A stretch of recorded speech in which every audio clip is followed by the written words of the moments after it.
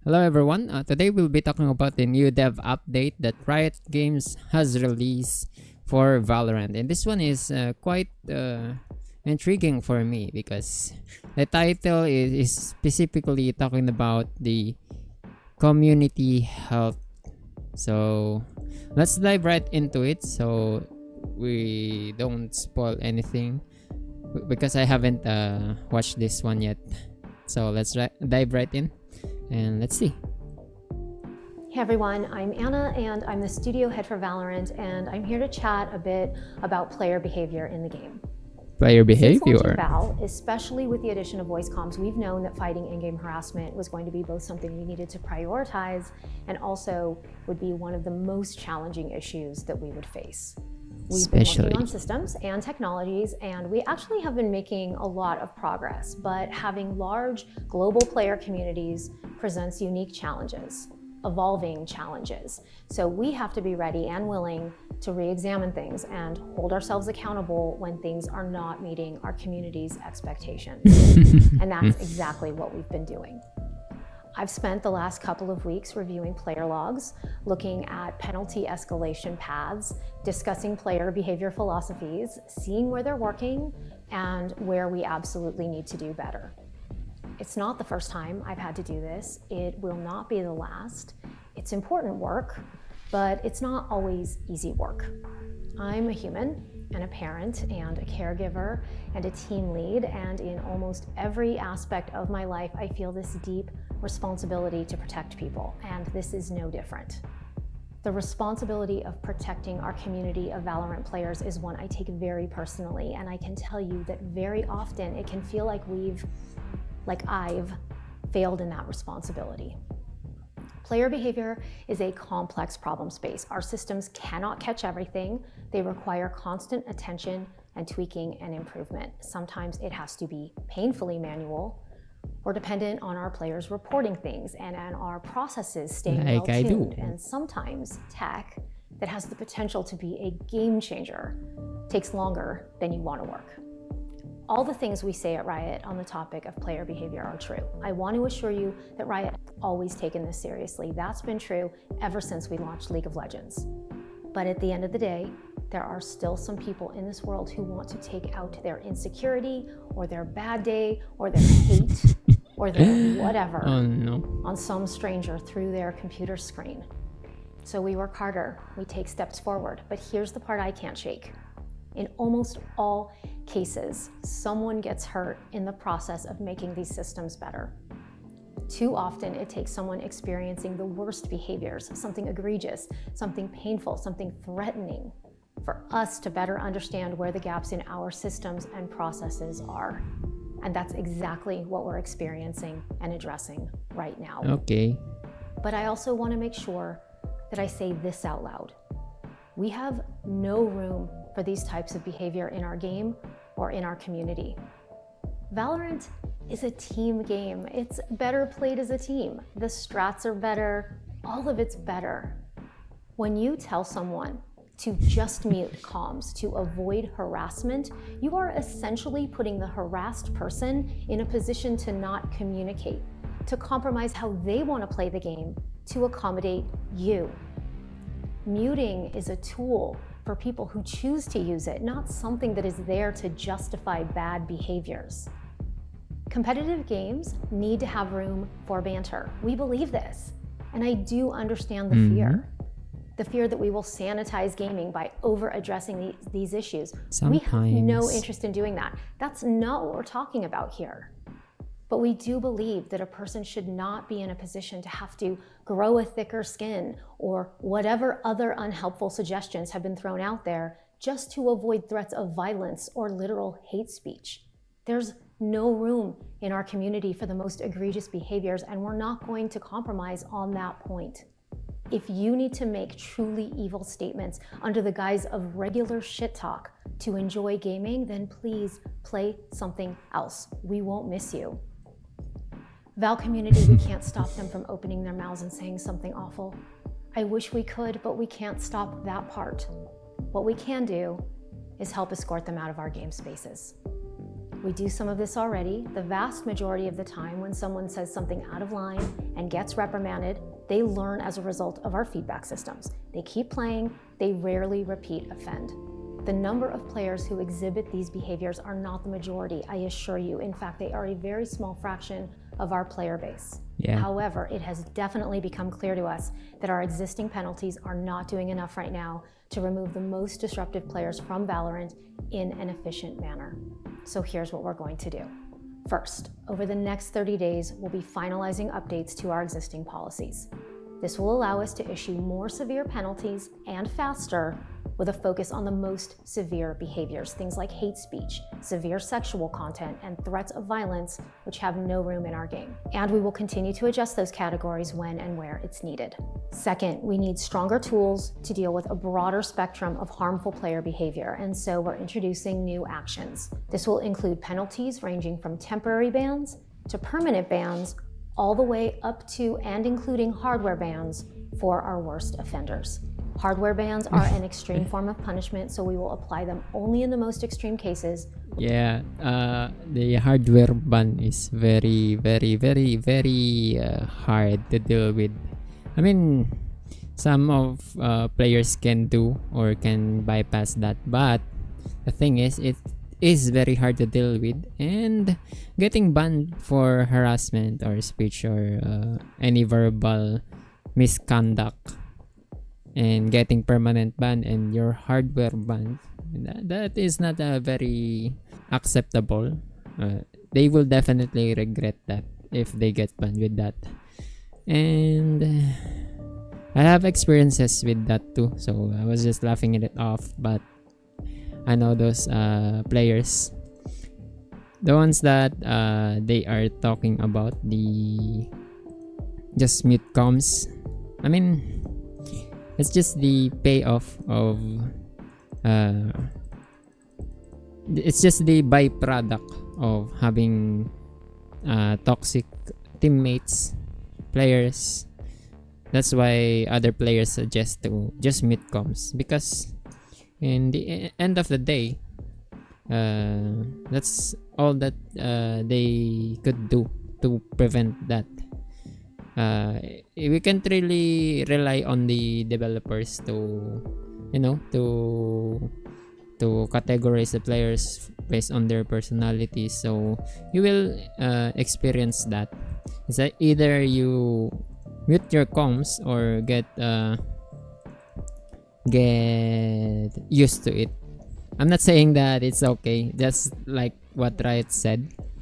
It's not okay to be toxic or anything, but there will still, or there will always be. It's not 100% sure, even if they improve their system. It's not 100% sure that you won't be experiencing the worst out of your teammates. So as a individual, it's either you stay away from them by muting them, or be ready for something like that. It's just the side of the players, and here what we are hearing is their part as a developer of a game. It's just the side of the same thing. So you do what you can do, and the developers do what they can do. With That's what I clear think. evidence and manual review, similar to how it works with anti-cheat right now. Third, because we're making these changes, we anticipate there's going to be more reports that will require manual review, so we'll be beefing up the teams that are needed to support that. Fourth, we've been testing Riot voice evaluation systems in North America in English only for a while now. These updates It's still are in beta, actually good. but it's been working really well so far. Players who have been actioned upon by RVE have not reoffended at a 75% rate. This reduces the overall number of repeat offenders by a great deal. We're looking to roll this out to more regions later this year, adding support for additional languages, while also taking into account local regulations on player safety and privacy. And lastly, we're going to go back and perform a one-time review of the top suspected offenders from the previous act and issue penalties accordingly. It's important to us that you can trust us with this. Okay, That when you per get app. feedback from accordingly. Wait, we need to review that the bullets. In the next 30 days, finalize update the existing policies to focus on stronger, faster penalties for severe behavior. Their penalties sometimes is quite lacking. But for example, if you report a player, it will take some time for the penalty to be applied, or for the penalty or the violation of the players to be reviewed and be checked upon by their employees or something. But they'll focus on it more, so faster penalties. Introduce new penalties for severe harmful player behavior, including hardware bans. So they are upping or increasing their penalties. So worse penalties for of serious offenders, like literally hardware ban. So this might affect the players' behaviors a little bit more, I guess. Increasing support for manual reviews to support these policies. Okay. Expanding the rollout of Riot voice evaluation to additional regions later this year. So the text evaluation is a bit easier to do. They can just use programs or something to scan. But the voice comms is different. You can't use just chat. You will need to have something for that, for the evaluation of voice. So they're rolling this out to additional regions later this year. So we'll soon find out how this will affect players. So one-time review of the top suspected offenders from the previous act and issue penalties accordingly. So this will carry on to the next act. It means that if you will be an offender on this current act, that will take over to the next act.